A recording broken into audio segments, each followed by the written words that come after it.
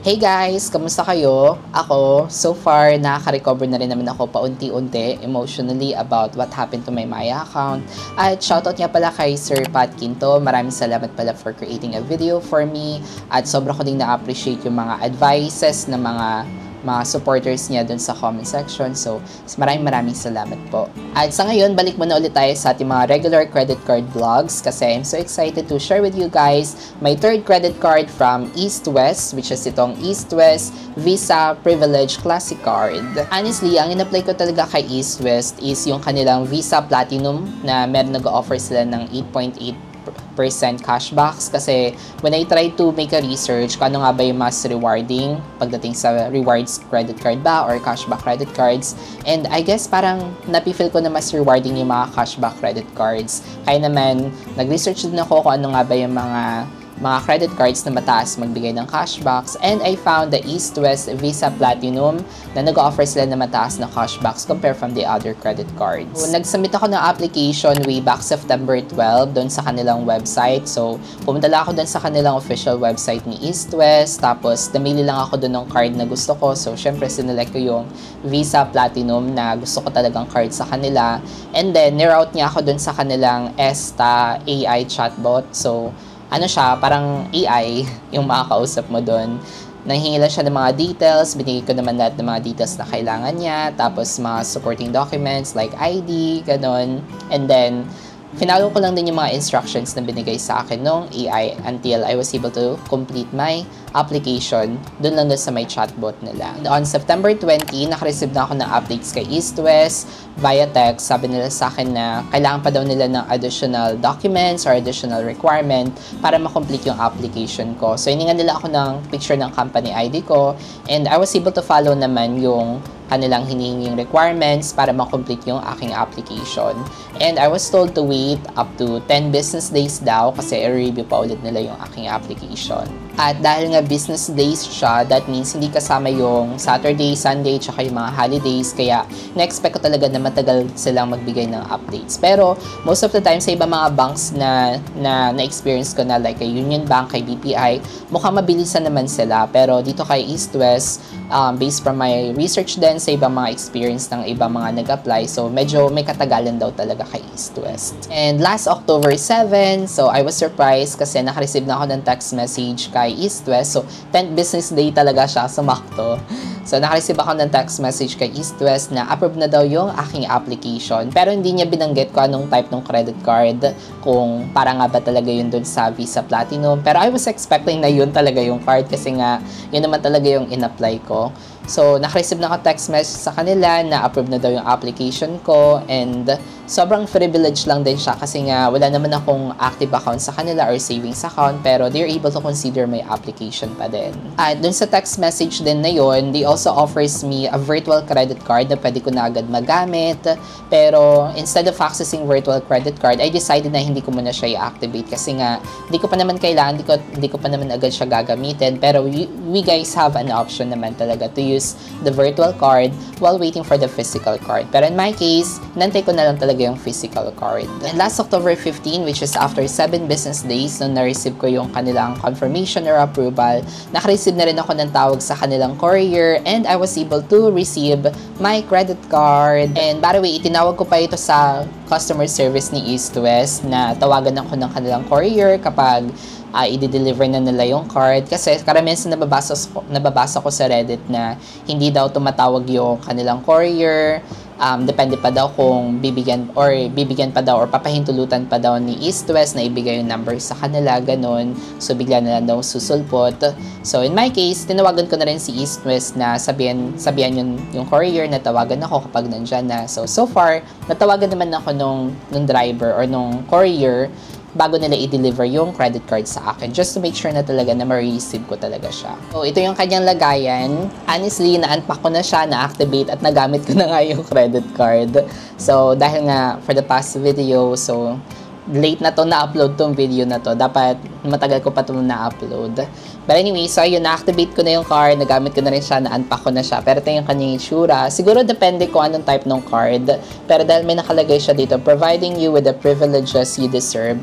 Parang I'm guessing na ibang card to. Hindi ito yung card na in-apply ko. Kasi ang na-expect ko talaga is yung Visa Platinum na cashback. Kasi yun talaga yung gusto ko, which is rewarding yung mga cashbacks niya. Meron siyang dalawang papel.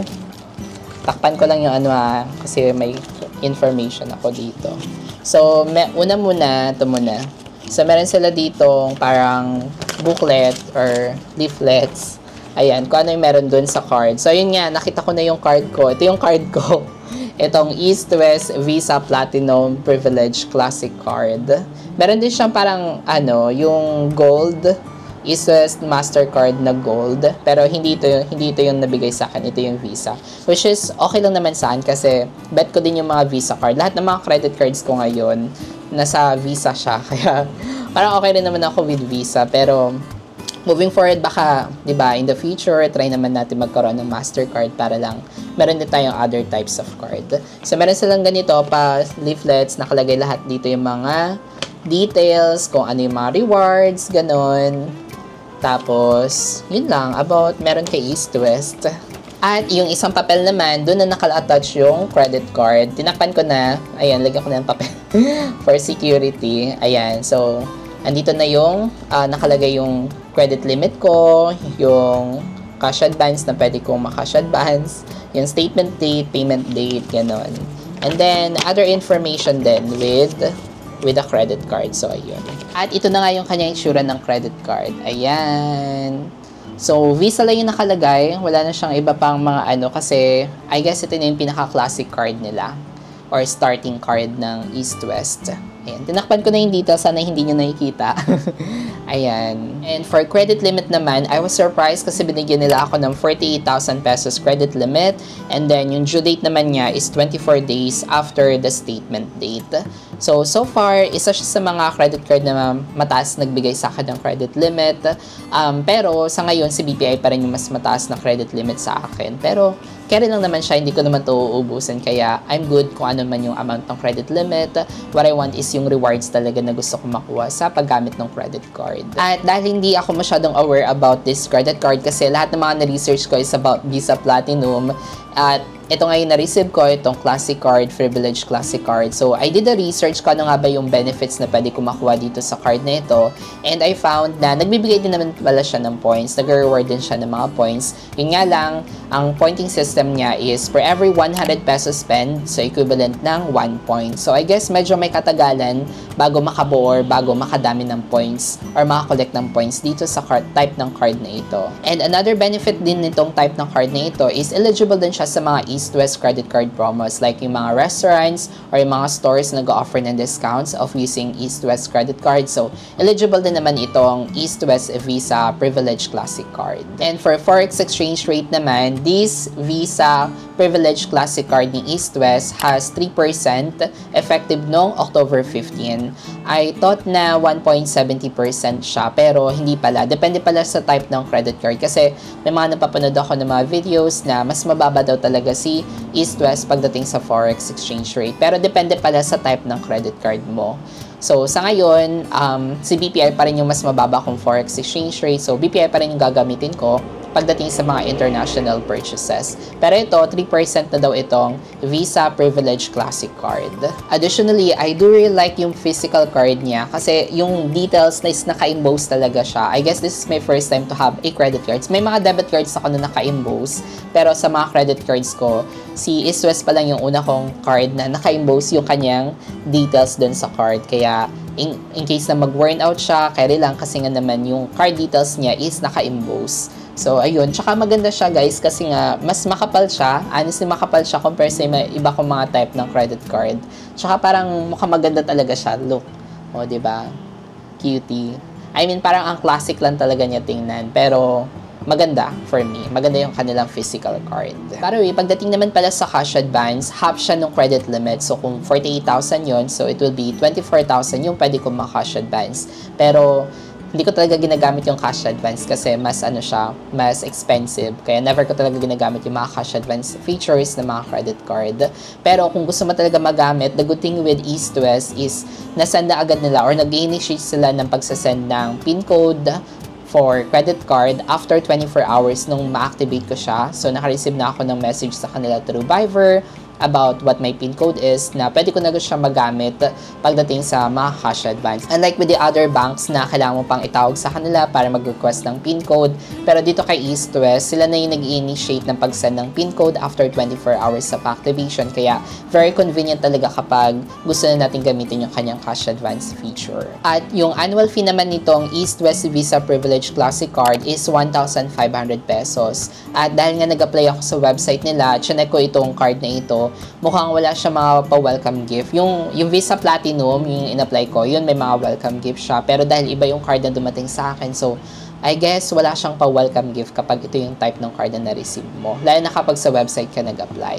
At nag-inquire din ako sa customer service nila kung paano ko nga ba siya ma-upgrade itong card na to dun sa card na gusto ko, which is yung Visa Platinum na may cashback rewards. Sabi sa akin, wait daw ako after 9 months of using this card.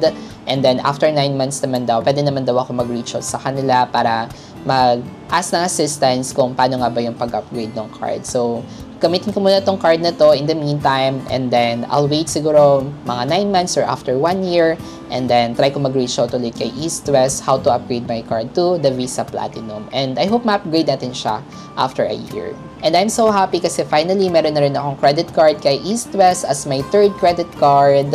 O, diba? Nawala na savings pero happy kasi nagkaroon na additional credit card.